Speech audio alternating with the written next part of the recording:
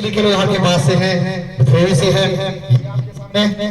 अभी जो टॉपिक है इनका तंबाकू के ऊपर, वो आए और आगे की कार्रवाई शुरू करें। रितु ठाकुर क्लैपिंग एक बार जोर से।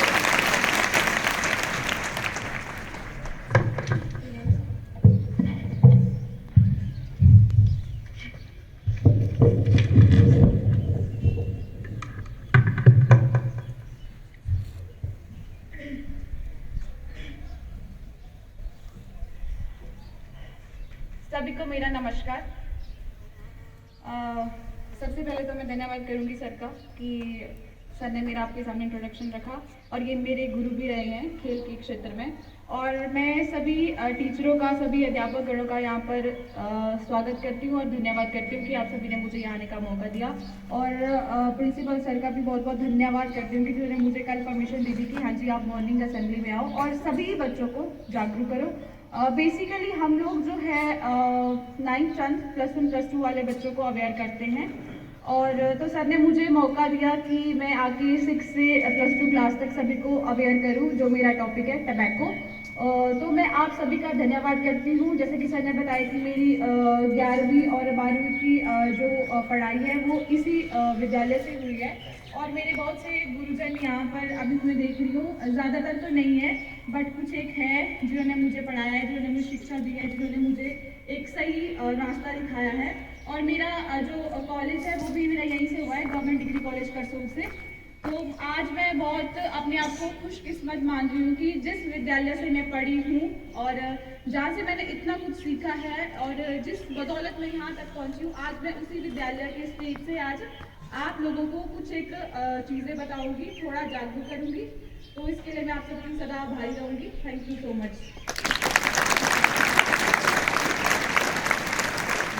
तो जैसा कि सर ने बताया कि मेरा टॉपिक टबैको रहेगा। मेरा टॉपिक टबैको इसीलिए है क्योंकि ये एक इमर्जिंग इशू है। आप इसको एक राष्ट्रीय के उस पर ले लो, आप इसको इंटरनेशनल ले लो, या फिर आप इसको स्टेट में ले लो, या आप किसी पर्टिकुलर गांव का ले लो। टबैको एक बहुत बड़ा इशू है। अब आप लोग सोच रहे होंगे कि आप टबैको पे क्यों बात कर रहे हो, तो मैं आपको बता दूं, टबैको से अलग जो नारकोटिक्स है, नारकोटिक्स की प्रोडक्ट है, ड्रग्स है, जो मैंने काफ़ी सुना है कि करसोग में उसका प्रचलन काफ़ी ज़्यादा हो गया है। बहुत से केस है, बहुत से स्टूडेंट उसमें इन्वॉल्व है, मतलब उनको इवन की पुलिस केस भी दर्ज हुए हैं काफ़ी ज़्यादा। तो इसको मैं साइड में रख के अभी मैं टबैको पे बात करती हूँ, क्योंकि जब हम बचपन से हम देखते आ रहे हैं कि टबैको ना ये एक सोशल इसको एक वो समझा जाता है कि यार सोशल इसको एक्सेप्टेबल की मिली है, इसको सोशली हम लोग एक्सेप्ट कर रहे हैं। एक शॉपकीपर है जो इसको बेच रहा है और हमारे सामने जो कंज्यूमर है जो इसका यूज कर रहा है टबैको का, वो हमारे सामने उसको परचेज कर रहा है। तो हमको कहीं ना कहीं ये लगता है कि यार टबैको ना एक नॉर्मल चीज है, बट ये एक नॉर्मल चीज नहीं है। हम लोग जब इस पर काम करना शुरू किया था, मैंने इस पे काम करना शुरू किया था, तो मुझे लगा कि मैं इस पे काम क्यों कर रही हूँ, क्योंकि ये तो नॉर्मल चीज है, इसको तो सब कंज्यूम करते हैं। हम अपने डेली लाइफ में देखते हैं, बचपन से देखते आ रहे हैं, फैमिलीज में देख रहे हैं। इवन ये एक ट्रेडिशन था, काफी साल पहले नहीं बोलूंगी, आज से 60 70 80 साल पहले ये ट्रेडिशन था हिमाचल प्रदेश में। बट अगर आप बात करेंगे हरियाणा पंजाब की, तो हरियाणा में ये आज भी ट्रेडिशन है, राजस्थान में ये आज भी ट्रेडिशन है कि वहाँ पे जो बुजुर्ग लोग हैं वो टबैको लेते हैं हुक्का के जरिए। तो सबसे पहले तो समझना ये बहुत जरूरी है कि टबैको है क्या। टबैको एक बहुत ही मतलब टबैको मतलब ये एक नॉर्मल सी चीज है, आप सभी लोग रोजमर्रा की अपनी लाइफ में सुनते हैं, बीड़ी सिगरेट, ठीक है।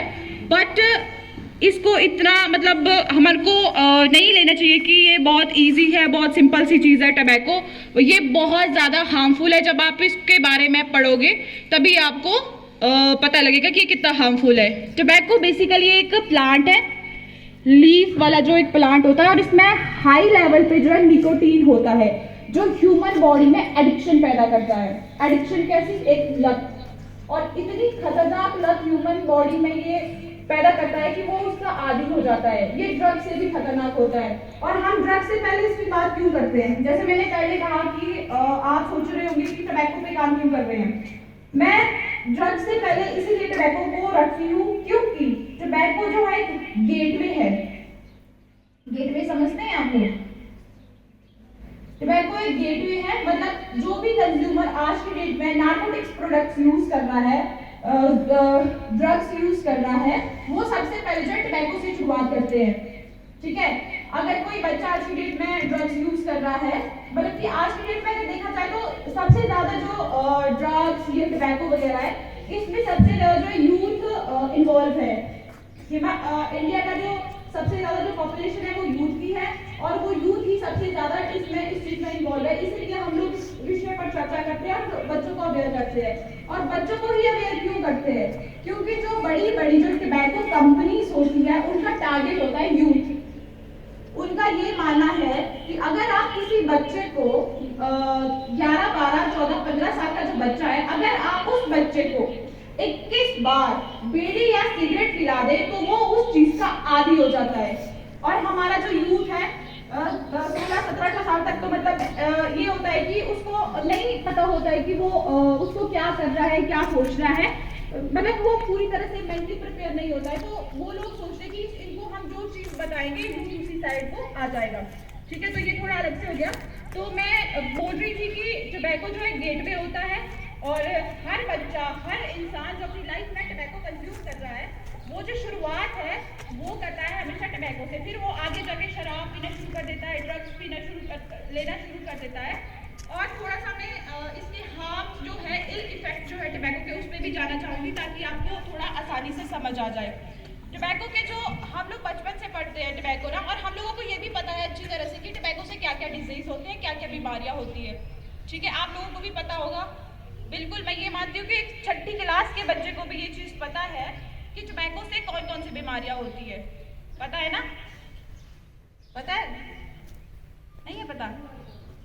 कोई बात नहीं, मैं बता देती हूँ। तो सबसे पहले तो हम बात करते हैं लंग्स कैंसर की। आपको पता है कि लंग्स हमारी बॉडी में कितने जरूरी है? पता है आपको? लंग्स ह्यूमन बॉडी के लिए कितने जरूरी है? अगर लंग्स थोड़ा भी डैमेज हो जाए तो किस तरह के डायबिटीज डिजीज हम लोगों को हो सकते हैं। डायबिटीज डिजीज छोड़ो, आप सांस भी नहीं ले पाएंगे। बिना सांस के हम लोग जिंदा नहीं रह सकते ना। हमारी बॉडी में जो हमारी एयर को जो फ्रेश करता है, साफ करता है, हमारी सांस लेने में जो सहायता करता है, वो हमारे लंग्स होते हैं। सबसे पहली चीज जो है टबैको कंज्यूम करने से आपकी बॉडी में होता है लंग्स कैंसर, जिसका कोई भी इलाज नहीं है। हम लोग सोचते हैं कि हम लोग सिगरेट पी रहे हैं, बीड़ी पी रहे हैं, हम लोग पी रहे हैं, बट वो उल्टा हम लोगों को पीना होता है।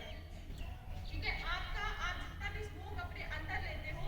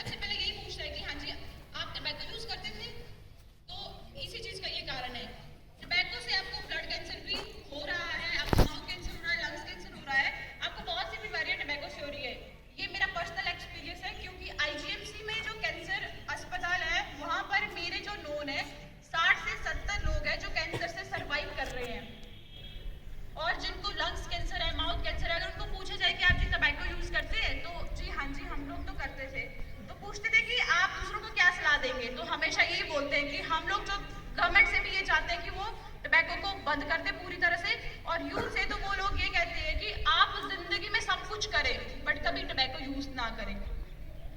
वो लोग तो पछता रहे हैं बट वो दूसरों को ये एडवाइस दे रहे हैं कि टबैको कंज्यूम ना करें। तो ये कुछ एक डिजीज थे जो मैंने आपको बताया कि इल और हार्मफुल इफेक्ट टबैको के क्या है, तो आपको पता लग गया है कि ये कितना हार्मफुल है। उसके बाद मैंने आपको पोर्टेबल लॉ के बारे में बताया था कि आप लोगों को शायद बड़े बच्चों को पता होगा, शायद छोटे बच्चों को भी पता होगा, क्योंकि आजकल टेक्नोलॉजी का ज़माना है और हमारे बच्चे बहुत तेज़ हो रहे हैं। तो लीगल एज जो है गवर्नमेंट की टबैको को कंज्यूम करने की वो है 18 साल। ठीक है, जो लॉ था उसके अंदर गवर्नमेंट ने एज भी मेंशन की है कि 18 साल से जो छोटा बच्चा है वो ना ही टबैको खरीदेगा और ना ही कंज्यूम करेगा। अगर वो कंज्यूम करते हुए या खरीदते हुए पाया गया तो उसको सजा होगी, उसमें सजा का भी प्रावधान है।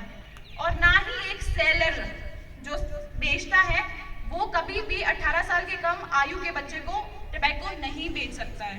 अगर वो बेचता हुआ पाया गया तो उसका जो है उसको पुलिस मतलब कि हिरासत में ले लेंगे, सजा होगी उसको और फाइन भी पे करना पड़ेगा। अगर वो दूसरी बार तीसरी बार तो उसके लिए सजा का प्रावधान उस तरह से बनाया गया है। तो ये बहुत इंपॉर्टेंट है कि अगर आप 18 साल से छोटे हैं तो आप ना ही टबैको आप खरीद सकते हैं और ना ही आप टबैको का यूज कर सकते हैं। अगर आप ऐसी चीज करते हुए पाए गए तो आपको पुलिस हिरासत में ले सकती है और आपको सजा का प्रावधान भी है। जुवेनाइल जो हमारा लॉ है आपने सुना होगा, उसके अंदर ये होता है जो माइनर एज के है। तो और दूसरा है कि हमारे जो स्कूल एजुकेशनल इंस्टीट्यूशन जो है, हमारे स्कूल हो गया, ITI हो गया, प्राइवेट स्कूल्स हो गया, कुछ भी हो मतलब कि कोई भी एजुकेशनल इंस्टीट्यूशन है, आप उसके 100 मीटर के दायरे में जो है टबैको मतलब कि नहीं ला सकते हैं, ना ही आप खरीद के ला सकते हैं और ना ही कोई शॉप वाला 100 मीटर के दायरे के अंदर टबैको बेचने आ सकता है और ना ही कोई शॉप आपके 100 मीटर के दायरे के अंदर ऐसी हो सकती है जो टबैको को बेच रही है। क्या आपका जो ये सामने शॉप है ये 100 मीटर के दायरे के अंदर आती है?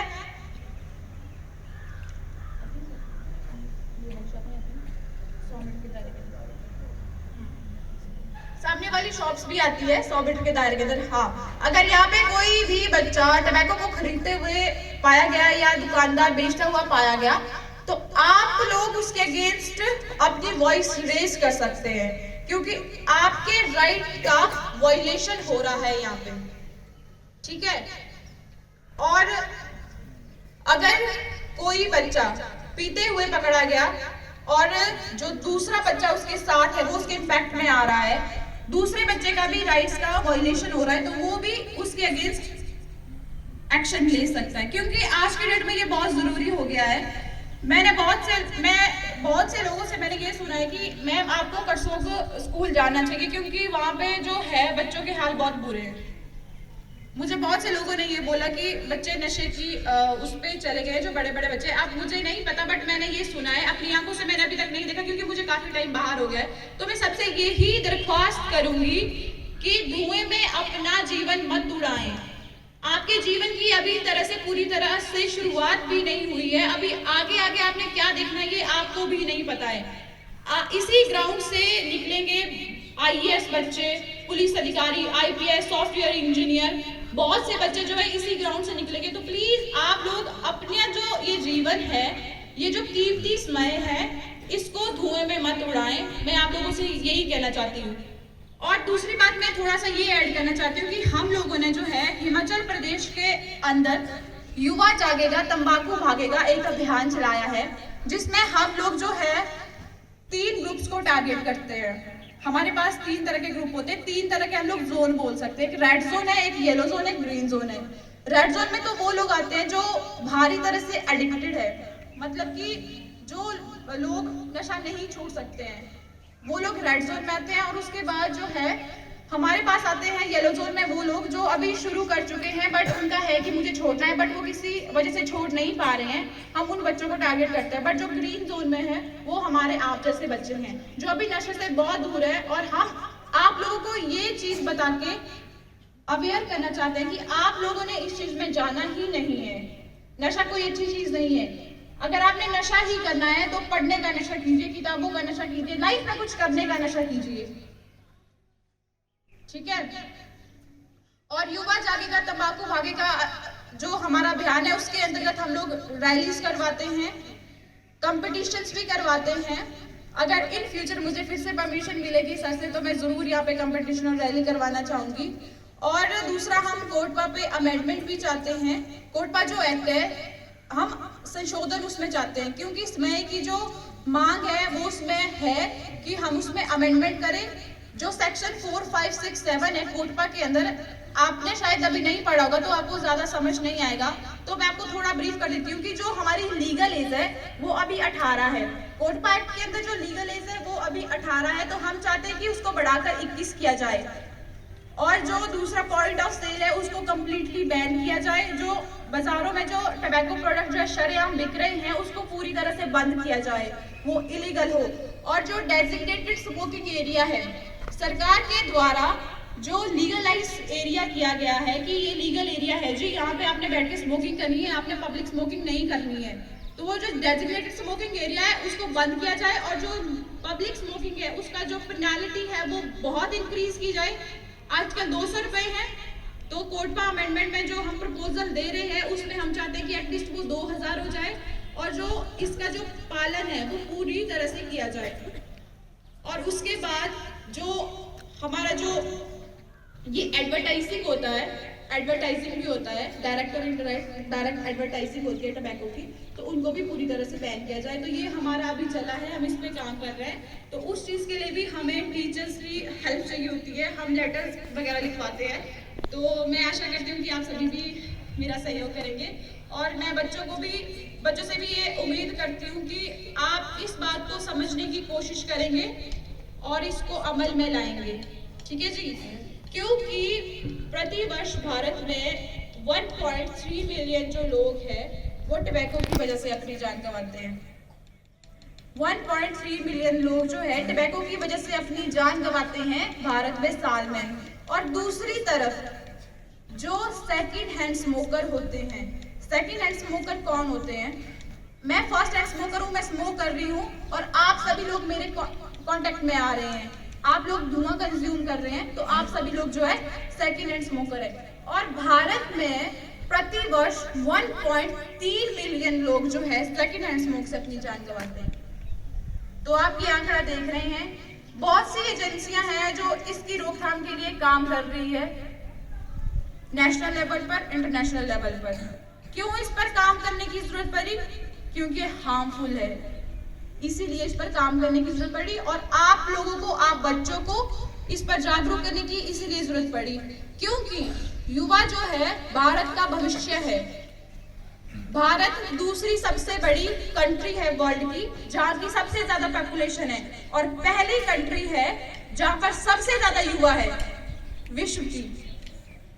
तो आप ये ध्यान रखें कि आप ही देश का भविष्य है और आप अपना भविष्य धुएं में ना डालें और अपने भविष्य जो आपका सपना है, आपका जो लाइफ का एम है, उस पर फोकस रहे और उसको अचीव करें। धन्यवाद।